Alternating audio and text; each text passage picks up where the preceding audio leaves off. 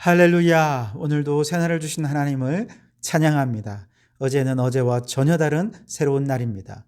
주님께서 오늘도 우리 가운데 어떻게 일하실지 기대하는 마음으로 이 하루를 시작하는 여러분 되시기 바랍니다. 오늘 우리에게 주시는 하나님의 말씀은 데살로니가 전서 5장 16절에서 22절까지 말씀입니다. 5장 16절에서 22절 말씀을 봉독해 드리겠습니다.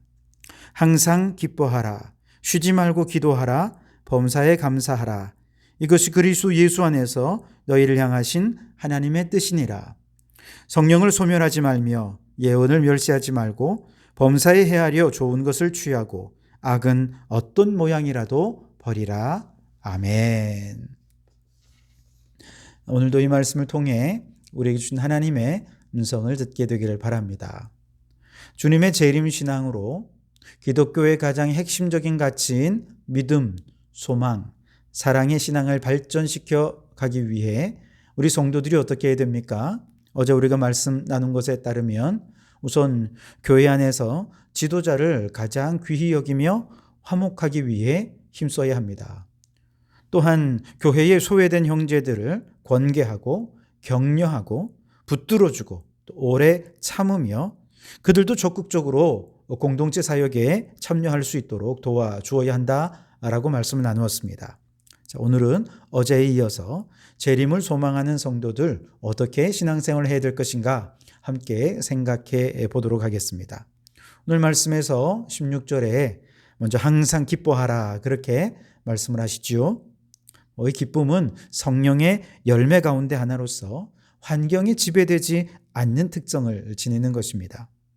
그래서 환경에 지배되지 않고 기뻐한다라는 의미에서 바울은 항상이라는 부사를 앞에다 강조해서 붙여놓고 있는 것이죠. 그런데 이처럼 환경에 지배되지 않는 절대적이고 초월적인 기쁨은 어떻게 얻을 수 있습니까? 이건 하나님께로부터 온 기쁨이 아니면 결코 이 기쁨은 얻을 수가 없는 것이죠. 요한복음 7장 38절 말씀에서 예수님께서 말씀하셨습니다. 나를 믿는 자는 그 배에서 생수의 강이 흘러나리라. 이 생수의 강은 영혼의 근원적인 만족에서부터 흘러나오는 내적인 기쁨을 말하는 것입니다. 그래서 하나님과의 관계가 건강하면 영혼 깊은 곳에서부터 내적인 기쁨이 생수의 강처럼 흘러나게 되는 것이죠. 반면에 하나님과의 관계가 망가져 있고 우리의 삶의 기쁨을 점점 잃어버리고 있다면 우리가 제일 먼저 해야 될 일은 하나님과의 관계를 회복하는 것입니다. 그래서 항상 기뻐하라 이 말씀은 모든 상황 속에서 제일 먼저 하나님과의 관계를 회복하라 하는 말씀입니다. 또 우리의 모든 삶에서 하나님과의 관계에 초점을 맞추어라. 환경에 신경 쓰지 말고 상황과 여건에 눈 돌리지 말고 하나님과의 관계에 초점을 맞추어라 라고 하는 말씀이기도 한 것이죠. 그렇다면 하나님과의 관계 안에서 우리가 여기에 초점을 맞추며 무엇을 기뻐할 수 있느냐? 바로 우리의 기쁨의 대상은 하나님 그분이십니다.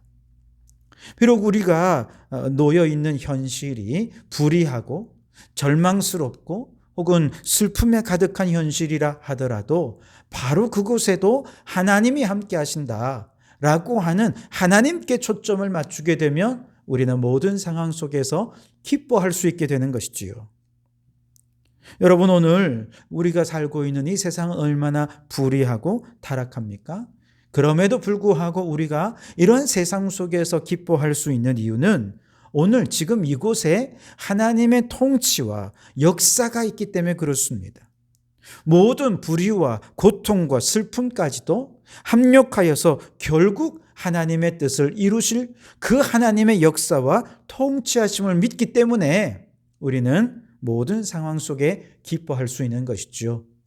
그러므로 여러분, 하나님의 승리를 또 하나님이 함께 하시고 하나님의 역사하셔서 반드시 승리하실 그 하나님, 그분이 우리의 기쁨의 대상임을 확신하시고 이 믿음으로 어떤 상황 속에서도 하나님과의 관계에 초점을 맞추어 살면서 믿음, 소망, 사랑 이 기독교적인 핵심 가치를 날마다 성숙시켜가고 발전시켜가는 우리 성도들이 되시기를 주님의 이름으로 축원합니다. 두 번째로 17절에는 쉬지 말고 기도하라 말씀을 하십니다. 기도의 대상은 여전히 하나님이시죠. 결국 모든 상황 속에서 하나님과의 관계를 유지하기 위해 우리에게 필요한 것은 기도라는 것이지요. 기도는 영적 호흡이라고 말하지 않습니까? 즉, 기도하지 않으면 죽는 거예요. 하나님과의 관계가 끊어져 버리기 때문에 그런 것입니다. 뿐만 아니라 기도는 하나님과의 영적 교제, 하나님과의 영적 대화라고 얘기할 수 있습니다. 기도 중에 하나님은 우리에게 말씀하시고 우리는 그 말씀을 아멘으로 받아 순종하죠. 또한 기도 중에 우리가 하나님께 아뢰면 하나님 들으시고 우리를 위하여 복 내려 주십니다. 이렇게 내 뜻을 하나님의 뜻에 조율해 가면서 하나님의 뜻이 무엇인지 분별하고 어떤 장애물 앞에서도 하나님께서 공급해 주시는 능력으로 하나님의 뜻을 이루는 삶을 살아가게 하는 것, 그것이 바로 기도의 능력이라는 것이죠.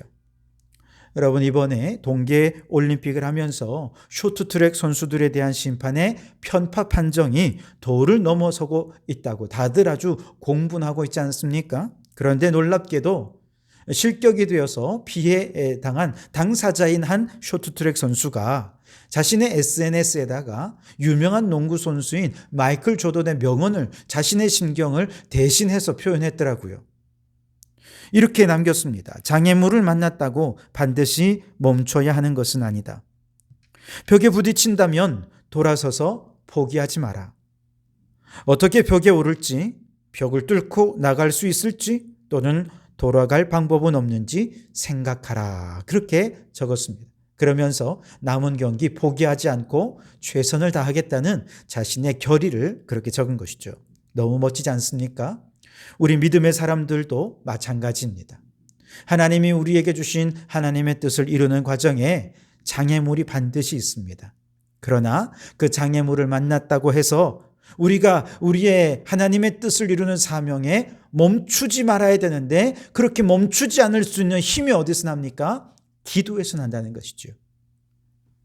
우리가 장애물을 만났을 때 포기하지 않고 벽을 노리거나 벽을 뚫거나 그리고 그것을 돌아서라도 결국에 하나님의 뜻을 이룰 수 있도록 하는 하나님의 지혜의 원천, 그것이 바로 기도라는 것이죠. 그러므로 여러분, 기도를 멈추지 마십시오. 모든 상황 속에서 기도로 하나님의 뜻을 분별하고 그 뜻을 이루기 위한 힘과 능력과 지혜를 기도 가운데 하나님께로부터 받아서 반드시 승리해서 주님 재림하시는 그날까지 기도하며 믿음, 소망, 사랑의 신앙의 가치가 계속해서 성장하고 성숙해가는 우리 성도들이 되실 수 있기를 바랍니다. 셋째로 18절 말씀에 범사에 감사하라. 이것이 그리스도 예수 안에서 너희를 향하신 하나님의 뜻이니라. 그렇게 말씀을 하셨습니다. 앞서 우리는 모든 상황 속에서 함께 하시는 하나님으로 인해 기뻐하는 것, 이거 하나님의 뜻이라는 것입니다. 둘째로 기도하면서 하나님의 통치와 함께 하심을 확인하고 기도 중에 새 힘을 얻어 하나님의 뜻을 이루어가는 것, 이것도 하나님의 뜻이라는 것이죠. 그리고 세 번째로 이렇게 기도하고 일어나서 어디로 가야 됩니까? 이제 삶의 현장으로 가죠.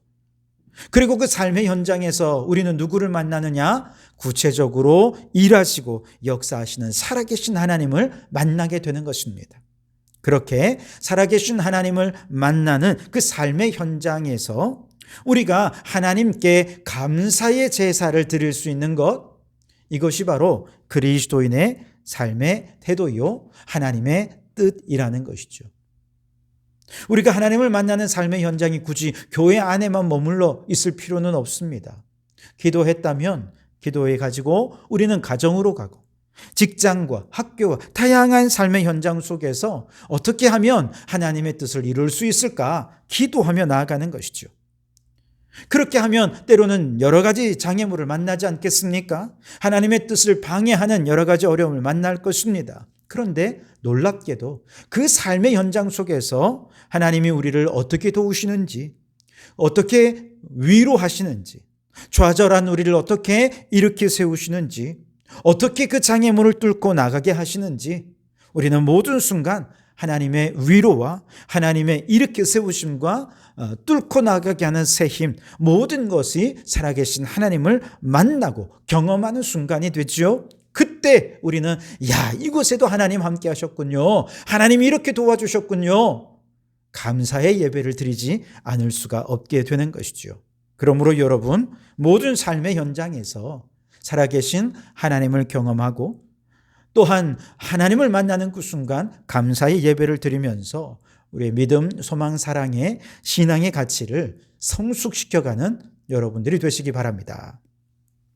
자, 이와 같이 모든 삶의 현장 속에서 하나님과의 관계를 점검하면서 항상 기뻐하고 쉬지 말고 기도하고 범사에 감사할 때, 자, 우리의 신앙의 가치가 주님 재림하시는 날까지 이렇게 성장하게 될 텐데요. 문제가 있어요. 19절에 보면 성령을 소멸하지 말라 그렇게 말씀을 하십니다. 즉 하나님과의 관계를 단절시키고 기쁨과 기도와 감사의 삶에 실패하게 만드는 요소들이 있다는 것이지요. 신망의 가치를 무너뜨리고 소홀히 하게 하는 요소들이 있다는 것입니다. 그게 뭐냐를 20절 말씀에 예언을 소멸하지 말라 그렇게 말씀하시죠. 여기서 예언이란 하나님의 말씀입니다. 교회 공동체 안에서 교회 지도자를 통해 선포되고 가르쳐 주신 말씀, 바로 그 예언을 멸시하는 태도, 이것이 성령을 소멸시키는 것이 된다는 것입니다. 앞에서 바울이 교회의 지도자들을 귀히 여기며 그들과 화목해라, 그래야 믿음, 소망, 사랑이 성장할 수 있다 그렇게 말씀하지 않았습니까? 이 말은 다른 말로 얘기하면 교회 안에 지도자들에 대한 불신과 불평이 있었다는 이야기 아니겠습니까? 그런데 교회의 지도자들에 대해 불평하는 마음이 생기면, 불신하는 마음이 생기면 어떤 문제가 생기느냐? 바로 교회의 지도자들이 가르치는 하나님의 말씀의 권위가 약화될 수밖에 없다는 것이죠. 하나님의 말씀의 권위가 약화되면 우리의 믿음도 신앙도 약화되고 말씀에 순종하려는 의지도 약화되어 버려서 결국 하나님의 뜻을 이룰 수가 없게 되고 주님 재림하시는 날까지 신앙이 성장해야 되는데 그렇지 못하고 그냥 유지 아니면 신앙에 퇴보할 수밖에 없다는 것이지요.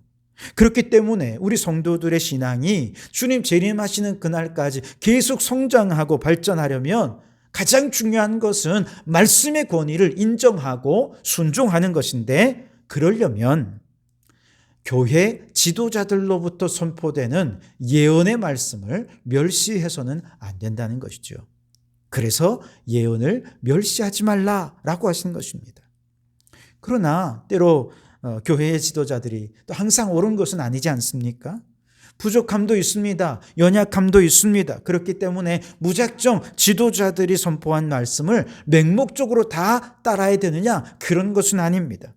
21절 22절에 보면 범사에 헤아려 좋은 것은 취하고 악은 어떤 모양이라도 버리라 그렇게 말씀을 하시죠. 범사에 헤아리라는 것이죠. 헤아리라고 해서 설교의 말씀을 듣고 내가 판단하겠다 이런 태도를 취하라는 것이 아닙니다. 설교를 비판하고 판단하고 정죄하라는 얘기가 결코 아닙니다. 우리 안에는 기본적으로 사랑이 바탕이 되어 있어야죠. 그래서 사랑이 없으면 아무것도 아니지 않습니까?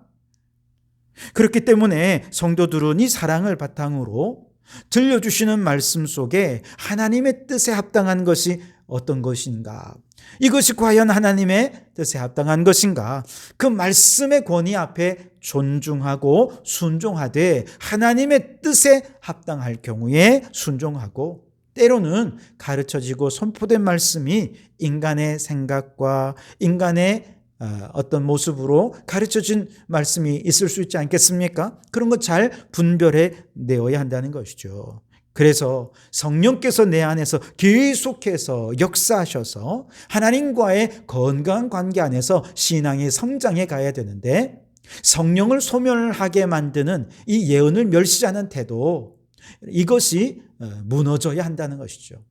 그래서 항상 하나님의 말씀에 대한 권위를 인정하고 순종하는 태도로 성령이 내 안에서 끊임없이 주권을 가지고 역사하실 수 있도록 할 때 신앙의 신앙의 가치가 성장할 수 있게 되는 것이죠. 그러므로 여러분, 우리 모두가 다 하나님과의 건강한 관계 속에서 항상 기뻐하고 쉬지 말고 기도하고 범사에 감사함으로 믿음, 소망, 사랑의 신앙의 가치가 계속해서 성장하는 여러분 되시기 바랍니다. 그러기 위해서 하나님의 말씀을 귀히 여기고 그 말씀의 권위에 순종하는 여러분 되시기 바랍니다. 그래서 우리의 믿음과 신앙이 성장할수록 하나님의 뜻이 드러나고 하나님의 영광이 나타나는 우리 성도들의 삶이 되시기를 주님의 이름으로 축원합니다.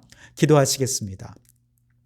하나님 감사합니다. 오늘도 우리에게 귀한 말씀으로 하루를 시작할 수 있도록 은혜를 베풀어 주시니 감사합니다. 아버지 하나님, 날마다 모든 삶의 현장, 순간 속에서 성령님께서 우리와 함께 하심을 경험하고 하나님과의 깊은 관계를 유지해 가면서 항상 기뻐하고 쉬지 말고 기도하고 범사에 감사함으로 주님 재림하시는 날까지 우리의 믿음과 신앙과 사랑이 끊임없이 성장해 갈 수 있게 도와주시옵소서. 주님의 말씀에 대한 권위를 잃어버리는 순간 성령을 소멸시켜버리는 것이 되니 우리는 늘 주님의 말씀의 권위를 인정하고 순종하여서 성령께서 우리의 삶의 주권을 가지고 일하실 수 있도록 살아가는 저희들 되게 해 주시옵소서. 그리하여 우리의 모든 삶에 주님의 관계 안에 살면서 날마다 하나님의 뜻이 드러나고 하나님의 영광을 드높이는 삶을 살아가는 저희들이 되게 해 주시옵소서. 예수님 이름으로 기도하옵나이다. 아멘.